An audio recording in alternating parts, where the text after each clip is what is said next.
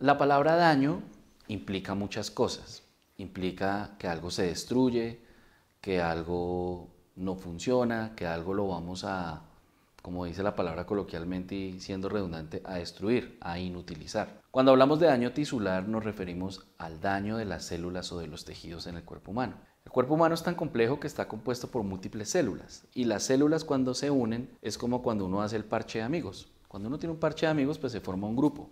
Aquí se formaría unos tejidos. Y como en WhatsApp o en las plataformas digitales hay parches o hay grupos pues que forman comunidades y se especializan. Entonces, unos se especializan en entrar chismes, otros se especializan en dar ciencia, otros se especializan en dar hate. Lo mismo hace el cuerpo humano. Las diferentes células se agrupan, se asocian y forman tejidos especializados. Las células respiratorias, las células cardíacas, las células renales, las células epiteliales, cerebrales, entre otras. Todas son importantes y cuando hablamos de daño celular nos estamos refiriendo a que se van a morir las células. Y el retiro de biopolímero es muy importante porque uno se preguntaría, ¿qué pasa cuando entra un biopolímero al cuerpo? ¿Qué es lo que hace que se dañen las células? ¿Es el biopolímero? ¿Es el rechazo al biopolímero? ¿Es el cuerpo o son todas? Lo que sucede es que el biopolímero, como no está hecho para estar en el cuerpo humano, el cuerpo extraño va a ser identificado por unas células y desafortunadamente esas células se van a ir con todas. Eso es como cuando hay un hate en las redes. Van a atacar, atacar y atacar.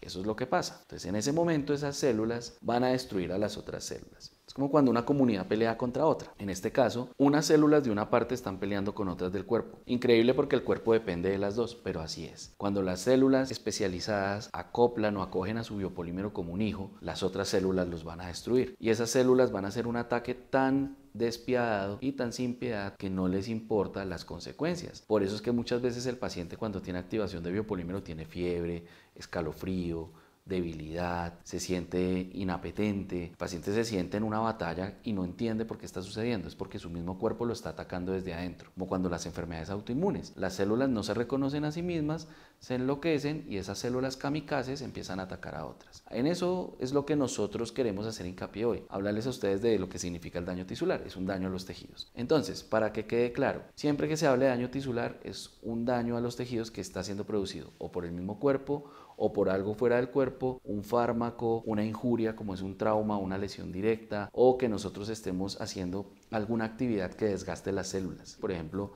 desgastarse en el ejercicio, no comer.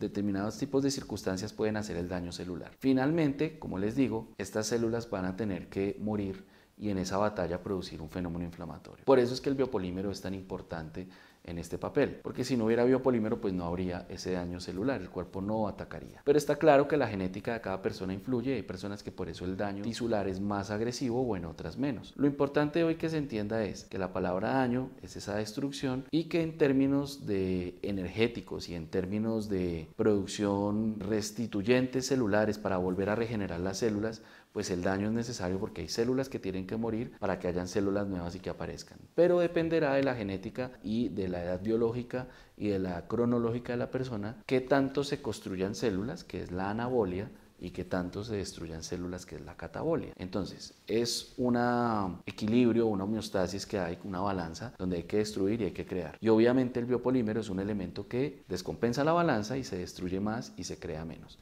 Por eso es importante que el paciente tenga dieta rica en antioxidantes, que tenga una vida sana, que el paciente duerma bien, que asista a la consulta para darle una serie de estrategias y de pronto, ¿por qué no?, de recomendaciones o medicamentos para poder llevar ese paciente a la cirugía, que es la técnica abierta, para poder retirar la mayor cantidad de producto. No es lo mismo pelear contra 1.000.000 de biopolímeros que pelear contra 100 o 200 biopolímeros. Por eso la cantidad de biopolímeros importa, no en términos inmunológicos, sino en términos de inflamación, en términos de recuperación y en términos de calidad de vida. El día de hoy debe quedar muy claro que la relación entre el daño tisular y los síntomas de los biopolímeros van estrechamente de la mano.